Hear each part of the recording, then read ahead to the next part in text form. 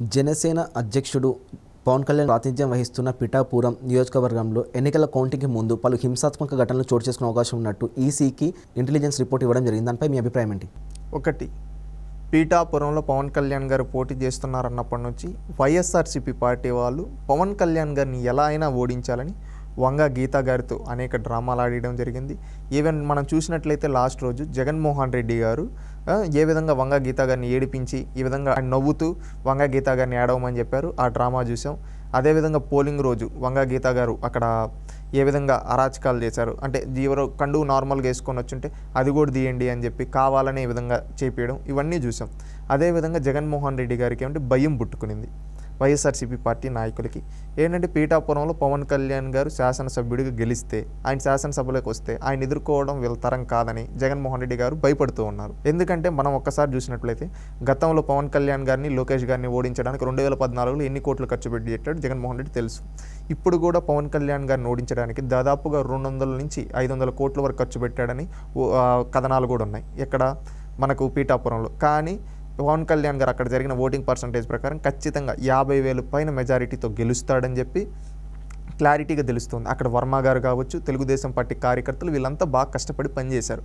పవన్ కళ్యాణ్ గారి గెలుపుని వాళ్ళ బాధ్యతగా తీసుకొని తెలుగుదేశం పార్టీ వాళ్ళైతే అక్కడున్న క్యాడర్ని మొత్తాన్ని పవన్ కళ్యాణ్ గారికి సపోర్ట్ చేసే విధంగా చేశారు. అదేవిధంగా జన సైనికులు కావచ్చు, మెగా ఫ్యామిలీ కావచ్చు, వీళ్ళంతా వచ్చేసారు. దీంతో పవన్ కళ్యాణ్ గారికి మంచి మెజారిటీ రాబోతుంది. అందుకని వీళ్ళు ఏం చేస్తూ ఉన్నారంటే స్ట్రాంగ్ రూముల దగ్గర అదేవిధంగా పవన్ కళ్యాణ్ గారు గెలుపు నెట్టేని ఆపడం కోసం వీళ్ళు ఏం చేస్తున్నారు, పోలింగ్ బూతులు జరిగిన ఈ స్ట్రాంగ్ రూమ్స్ ఉంటాయి కదా, అవుట్లో ఎక్కడైనా హింసాత్మక ఘటనలు చేసి అవుట్ని తగలబెట్టి ఈ విధంగా చేద్దామని దురుద్దేశంతో ఈ విధంగా అదేమంటే ఇంటెలిజెన్స్ గ్రహించి ముందుగా ఎలక్షన్ కమిషన్కి రిపోర్ట్ ఇవ్వడం జరిగింది. ఎందుకంటే ఇక్కడ జగన్మోహన్ రెడ్డి ఇలాంటి దుశ్చర్యలకు పాల్పడుతున్నాడు అని. అందుకని వాళ్ళు ఏమంటే అలర్ట్ చేశారు, కేంద్ర బలగాలని విధంగా పంపించి ఇక్కడ మనం ఉండాలి అని చెప్పి చేయడం జరిగింది. ఎందుకంటే ఇక్కడ మీరు ఒక్కటి గ్రహిస్తే అండి, పవన్ కళ్యాణ్ గారిని చూసి జగన్మోహన్ రెడ్డి ఎంత భయపడుతున్నాడో ఒక్కసారి అర్థం చేసుకోండి. అదేవిధంగా హింసాత్మక ఘటనలకు దారి తీయడానికంటే కాకినాడలో ప్రధానంగా ఇక్కడంతా ఏంటంటే వాళ్ళకి భయం వస్తుంది ప్రధానంగా. ఎందుకంటే కాకినాడ ఎంపీగా జనసేన అభ్యర్థి కంటెస్ట్ చేస్తూ ఉన్నాడు. ఇక్కడ ఏంటంటే కాకినాడ సిటీ వచ్చి వనమాడి కొండబాబు గారు ఆ విధంగా ఏంటంటే మొత్తం అక్కడ తుని ఇవన్నీ ఏంటంటే తెలుగుదేశం పార్టీ బెల్ట్, అక్కడ అఖండ మెజారిటీ తెలుగుదేశం పార్టీ గెలవబోతుంది. ఉమ్మడి గోదావరి జిల్లాలు 2 తెలుగుదేశం పార్టీ స్వీప్ చేస్తుందని కూడా ఉంది. అలాంటిది ఏంటంటే గతంలో ఇక్కడ మనం చూసినట్లయితే జగన్మోహన్ రెడ్డి గారు ముఖ్యమంత్రిగా ఉండేటప్పుడు జిల్లాల పేర్లు మార్చినప్పుడు ఈ విధంగా అక్కడ కొన్ని కులాల మధ్య గొడవలు పెట్టాడు ఎవరు, జగన్మోహన్ రెడ్డి.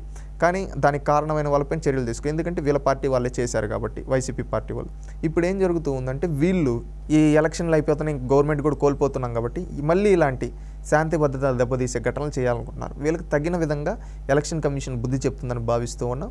ఎందుకంటే గతంలో కూడా ఎవరైతే చేయాలనుకున్నారో వాళ్ళపైన చాలా చర్యలు తీసుకోవడం జరిగింది.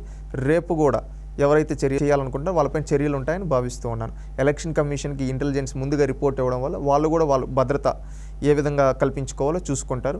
ఖచ్చితంగా ఆ రోజు అందరికీ కూడా పవన్ కళ్యాణ్ గారు కూడా చెప్పడం జరిగింది కదా, ఎవరైతే జన సైనికులు వీళ్ళంతా ఆ రోజు అందరూ పీఠాపురంలోనే ఉండి ఎక్కడికి బయటికి వెళ్ళొద్దండి, బయట వీళ్ళు వైసీపీ వాళ్ళు ఎంతకైనా తెగిస్తారు, మీరందరూ జాగ్రత్తగా ఉండండి అని చెప్పి చెప్పడం జరిగింది. కేవలం పీఠాపురానికి మాత్రం పరిమితం అవుతాయా ఇలాంటి హింసాత్మక ఘటనలు, లేకపోతే రాష్ట్రం మొత్తం మీద జరిగే అవకాశాలు కూడా ఉన్నాయంటారా? వైసీపీ వాళ్ళు ఏంటంటే అధికారాన్ని కోల్పోతున్నామనే బాధలో ఇలాంటి ఘటనలు రాష్ట్రంలో ఎట్టైనా శాంతి భద్రతలను దెబ్బతీయాలి ఈ విధంగా. ఇదేంటంటే faction mind set Jaganmohan Reddy గారిది. ఎందుకంటే గతం నుంచి కూడా వాళ్ళ కుటుంబం అంతా నేర చరిత్ర. వాళ్ళు ఎలా ఎదుగుదలకు వచ్చారు, బ్రిటిష్ వాళ్ళ దగ్గర పాలుగాలుగా పనిచేసిన రాజారెడ్డి ఆ తర్వాత అన్ని కోట్లకి ఎలా వారసుడయ్యాడు, ఏ విధంగా ఎంతమంది అమాయకులను బలి తీశాడు, ఒకరి దగ్గరికి పనికి వెళ్ళి ఆ ఓనర్ని చంపేసి దాన్ని ఆక్రమించుకొని ఆ తర్వాత అక్కడ బడుగు బలహీన వర్గాల వాళ్ళని చంపేసి వాళ్ళ భూములు లాక్కొని ఆ తర్వాత రాజశేఖర రెడ్డి గారు హింసాత్మక ఘటనలు ఎన్ని చేయలేదు, ముఖ్యమంత్రి పదవి కోసం ఎంతమంది అమాయకులు ప్రాణాలను బలి తీయలేదు, కడపలో ఎంతమంది ప్రాణాలు తీయలేదు, ఈ విధంగా వాళ్ళు అవి చేస్తూ వచ్చారు. ఇప్పుడు కూడా ఏమంటే అధికారం కోసం దీనికి దిగజారుతూ ఉన్నాడు. అందుకే కదా ఇప్పుడు మాచర్లో కావచ్చు, తిరుపతిలో కావచ్చు, తాడిపత్రి లాంటి ఘటనలు జరుగుతుంటే ఎలక్షన్ కమిషన్ అలర్ట్గా ఉంది కాబట్టి వీళ్ళందరిపైన చర్యలు తీసుకుంది కాబట్టి కొంచెం మారాయి. స్టేట్ డీజీపీని మార్చడం ఈ విధంగా ఇప్పటికీ కొంతమంది పనిచేస్తూ ఉన్నారు. వాళ్ళపైన కూడా చర్యలు తీసుకుంటే ఖచ్చితంగా ఇవి పూర్తిగా ఎలక్షన్ రిజల్ట్ రోజు కౌంటింగ్ రోజుకి ఇవన్నీ సద్దుమణుగుతాయి, ప్రశాంతంగా జరుగుతుందని భావిస్తూ ఉన్నాం.